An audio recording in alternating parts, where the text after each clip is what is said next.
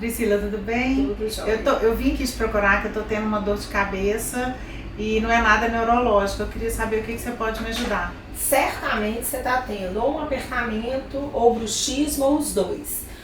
Antes a gente resolvia isso deixando o paciente refém de plaquinhas, mas hoje a gente sabe que reposicionando a mandíbula e devolvendo ao paciente a dimensão vertical, ele fica livre das dores e livre das plaquinhas. Ai, que ótimo.